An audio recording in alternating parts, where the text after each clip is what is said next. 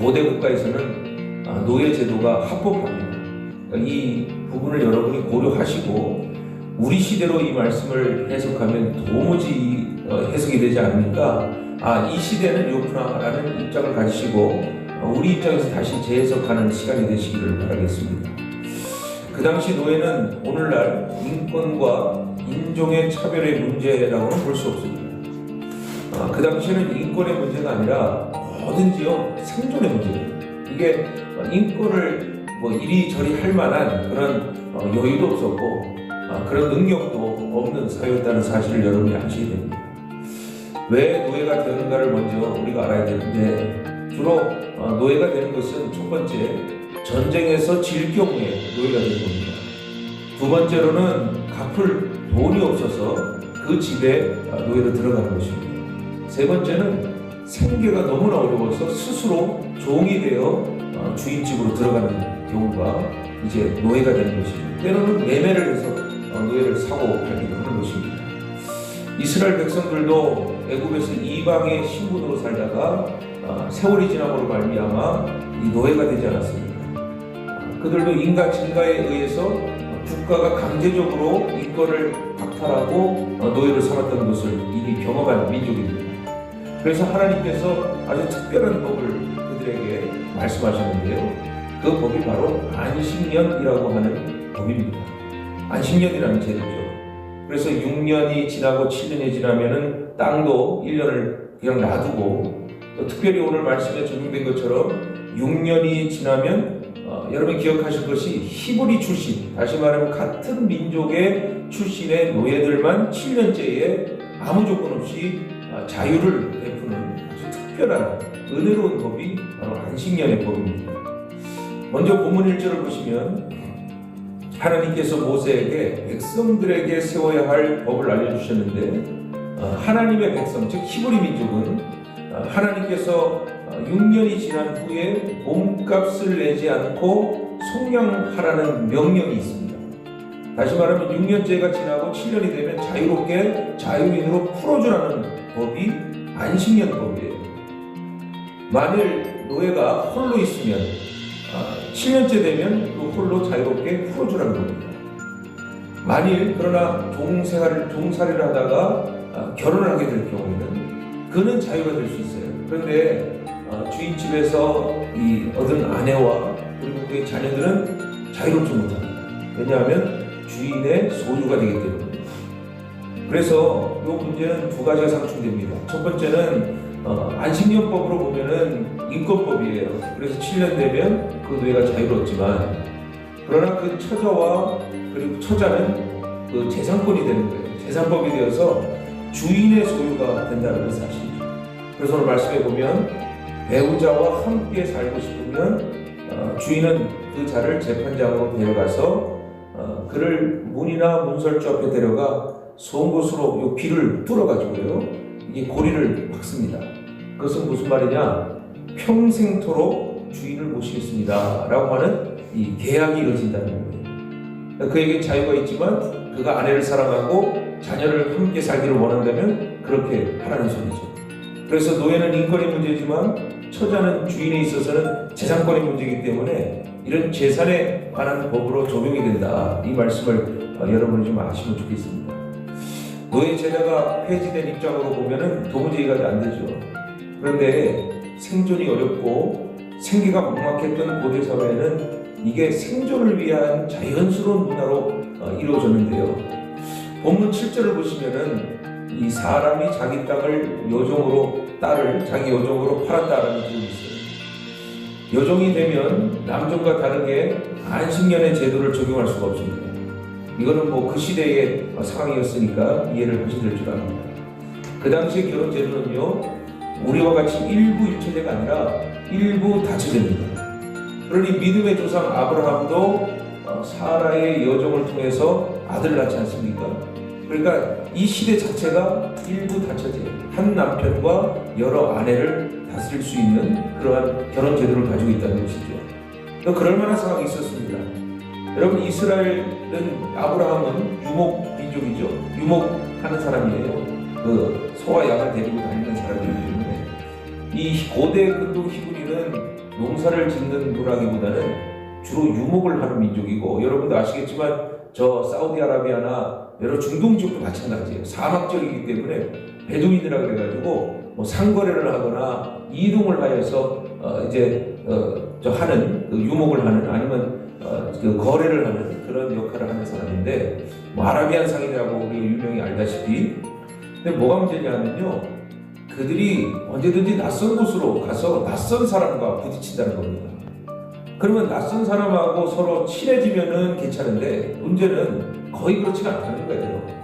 왜냐하면 시족 중심 사회이기 때문에 가족들이 이동을 하고 또 다른 가족들이 오면 경계심을 갖고 주로 이들이 모이면 싸움을 하게 됩니다. 그래서 싸워서 이기면 무엇을 하느냐? 먼저 모든 남자들 다 죽여버려야 됩니다. 왜냐하면 시족 사회니까요. 그 시가 사느냐 죽느냐의 문제이기 때문에, 생존의 문제이기 때문에. 여러분 창세기 26장을 보면은 이삭이 그랄골짜기로 이제 이동을 하게 되는데, 그가 이제 아브라함이 파놓은 우물을 발견하잖아요. 물의 근원을 발견하는데 그걸 누가 메꿉니까? 거기 살던 블레셋 사람들이 메꿔버린단 말이에요. 창세기 34장에서도 그래요. 야곱이 세겜에 정착을 하였지만 딸 디나가 성적인 모욕을 당함으로 말미암아 세겜의 남자들 그 추장과 결혼을 시키고, 왜 그랬을까요? 복수하려고 하는 겁니다. 할례를 시켜놓고 그 세겜의 부족 남자들을 싹 다 죽이는 사건이 일어나죠. 그리고 야곱과 그의 가족들은 베델로 이동하는 사건을 우리가 창세기 말씀을 통해 알 수가 있어요. 그래서 이 시대는 부족과 부족이 유목을 하면서 부딪히면서 싸우게 되면은 남자들을 다 죽였기 때문에 혈통을 끊어야 되기 때문에, 그리고 남는 것은 뭐냐? 바로 배우자와 어린 자녀들은 사막 한가운데, 광야 한가운데에 남길 수밖에 없다는 사실이에요. 그러니까 노예가 된다는 것은 그들에게 선택이 있는 것이 아니라 어쩔 수 없이 살기 위해서는 그 승리한 가문에, 다시 말하면 첩이 되든지 아니면 종이 되든지 하는 그러한 상임을 여러분이 하셔야 돼요. 아니면 그곳에서 굶어 죽든지, 아니면 또 다른 사람들에 팔려 다른 곳에 종이 되든지, 그런 시대였단 말이에요. 그래서 이 당시에 남자와 여자의 생존 비율이 남자는 1이고요 여자는 5이에요. 왜냐하면 남자는 전쟁을 하고 지면 무조건 죽어야 되기 때문에. 그래서 종이 된 여인은 저절로 주인의 소유가 되는 것이고, 주인이 첩이나 종으로 받아들이면 이게 이제 일부다처제로 자연스럽게 그 결혼 제도가, 가족 제도가 이어진다는 사실이죠. 또한 그곳에서는 사람의 노동력이 필요했기 때문에 많은 여성들을 통하여 이 아이 자녀들도 우리처럼 이렇게 생명이라고 생각하지 않고 소유의 개념을 가지고 있어요. 그래서 아이를 많이 낳으면 날수록 가문의 영광이고 가문의 축복이에요. 그래서 아브라함이 아이를 얻고자 한 거예요. 그 후세가 매우 중요하기 때문에. 그럼 이 시대는 어떤 시대냐? 우리가 이 시장에 봤듯이 하나님이 율법을 주신 십계명이 법이 이루어지는 시대가 됐는데, 그러니까 상대적으로 이 이스라엘 백성들이 있던 시대는 힘이 지배하는 시대예요. 힘이 지배하는 시대. 법이 전혀 없고 힘이 지배하는 시대. 창세기 4장 19절을 보시면은요, 최초로 두 아내를 둔 인물이 나옵니다. 그 이름을 라멕이라고 하죠. 라멕은 두 부인이 있었습니다. 최초입니다. 야다와 실라라고 하는 두 아내를 통하여 세 아들을 두었는데, 야다는 가축지는 조상이 되었고, 또 유바는 수금과 퉁소를 부는 조상이 되었고, 그리고 실라는 첩이 있는데 두발 가인을 낳았고, 그리고 그 누이인 나아마를 낳았다는 거예요. 근데 창세기 4장 23절에 보시면은 이 라멕이요, 최초의 두 여인을 아내로 삼은 이 라멕이 뭘 했냐면 성경에 소년을 죽인 두 번째 살인의 주동자가 됩니다. 소년을 죽이는 이런 일이 벌어집니다. 그래놓고서는 그가 스스로 하는 말이 뭐냐면, 여러분 창세기를 보시면 하나님께서 가인을 보호하십니다. 가인을 해하는 자에게 7배나 더하게 될 것이다 라고 말하죠. 그런데 재밌는 사실은 라멕이 자기한테 스스로 뭐라 그러냐면, 가인은 7배로 하나님 더하시겠지만 나를 해하는 자에게는 77배를 더하게 할 것이다 라고 하나님이 말씀하신 것이 아니라 자기 스스로가 자기를 보호하기 위해서 사람들에게 이제 말을 하는 이 말씀이 나와 있어요. 이게 무슨 말이냐면요, 두 아내를 취했다는 의미는 사람이 욕심을 취해서 이 여자를 소유로 여기는 거고, 소녀를 주겠다는 것은 자기가 힘으로 모든 것을 다스리고 이끌겠다는 소리고요. 그리고 77배의 벌을 받을 것이라고 말한 것은 하나님 앞에 자신이 하나님이 되고자 하는, 즉 우리 인간이 가지고 있는 소유욕, 권력욕, 명예욕, 이게 결국 죄의 근원이 되고 죄의 온전치 못한 이 사람의 모습이 아니라는 거예요. 즉 한마디로 말씀드리면 하나님을 두려워하지 아니하고 자신의 힘과 자신의 권력과 자신의 능력으로 사는 자는 하나님 가만두지 않겠다는 거예요. 여러분, 하나님을 두려워하지 않는다면 아무리 힘이 있고 권력이 있은즉 하나님 앞에 다 죄입니다. 오늘날 일부 일처제 사회에도 불구하고 여러분, 일부 다처제보다도 더 못한 모습들이 드러납니다.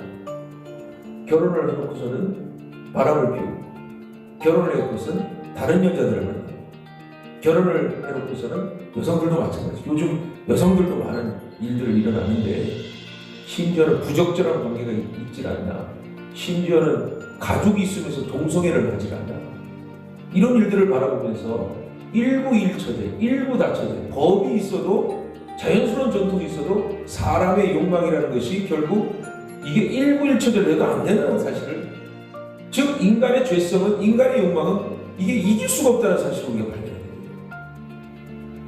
고대 사회에 또 다른 특징이 있죠. 지금 우리가 평등사회지 않습니까? 이제는 어머니가 더 힘이 센 사회인데, 이 당시에는 철저한 가부장 사회였습니다. 가정에서는 아버지의 권한이 절대적이었고요. 자녀는 아버지의 자산입니다. 아버지의 소유라는 소리예요. 아내도 아버지의 자산. 그래서 이스라엘 백성 수를 셀 때 말이죠, 60만이라는 수는 장정을 말하는 거예요. 하나님의 제단 앞에 나올 수 있는 남성, 20세 이상의 남성을 말하는 거고요. 그 아래는 세지 않습니다. 왜요? 사람 취급을 안 했습니다. 그러니까 소유의 개념이에요. 다시 말하자면. 그러니까 지금 여러분 이 시대를 이해하시는 참 오해가 많은데, 이 당시는 그렇다는 거예요. 아버지가 말이죠, 빚이 생겨요. 생계 어려움을 느끼면 뭐하냐 하면 매매 증서를 써가지고 자기 아들 팝니다. 자기 딸을 팔아요. 그러니까 딸을 매매하는 것은 그 당시 고대 사회에서는 용납이 됐다는 거예요. 자, 딸을 샀던 주인이 무엇을 위하여 딸을 얻냐면 첩을 얻기 위해서. 예를 들면 자녀가 없다거나 아들이 없다거나 하면은 그 돈을 주고 사가지고 첩을 얻어가고 자녀를 얻거나 어떤 부인에 대신할 수 있는 그런 기능으로 쓴다고 해요. 일단 첩이 되면 주인은 이 남편 역할을 해야 됩니다. 의복과 음식을 제공하고 부인과 동등하게 정상적인 부부관계를 유지해야 됩니다. 지금도 말레이시아나 저 아랍권에 가면요, 일부 다처제죠. 그 아랍의 법에 의해서 뭐 재산도 있고 다 있어도요, 다 얻습니다. 그 대신 조건이 있어요. 똑같습니다. 똑같이 해줘야 됩니다. 그 세 부인에게 똑같은 집을 해줘야 되고, 똑같은 옷을 해줘야 되고, 똑같은 선물을 해주지 않으면 이혼 사유가 되기 때문에, 그래서 이 사람들이 돈이 없기 때문에 일부 다처제임에도 불구하고 일부 일처제로 이렇게 진행된다고 하는 그 말레이시아 선교사를 통해서 얘기를 들은 적이 있어요. 그러니까 다시 말하자면 이 세 가지의 법을 지키지 않으면 딸은 몸값을 받지 않아도 안식년이 되면 이 속량하지 않고 자윤이 된다는 것이죠. 그러니까 이런 법과 제도는 다른 민족과 나라에 있어서 절대적으로 상상할 수 없는 법이, 안식일은요, 하나님이 그들에게 거룩한 백성으로 내린 법이에요.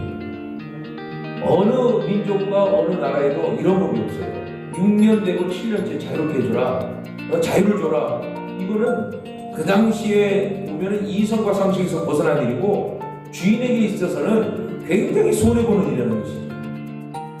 유대인들에게 안식년과 희년이라는 제도는 상식밖에 율법이에요. 믿음이 있고서는 당연한 것이지만 믿음이 없으면 이건 손해보는 일이고 내가 절대 할 수 없는 일이라고 말할 수 있는 거예요. 여러분, 적어도 3,500년 전에 하나님은 노예와 같은 신분의 사람들조차도 그들의 신분을 인정하였고 그들을 자유케 하는 법을 하나님이 그 당시에 제정했다는 것은 정말 하나님께서 사랑의 하나님이시고 은혜 하나님이라는 사실을 우리에게 보여주고 있다는 것이죠.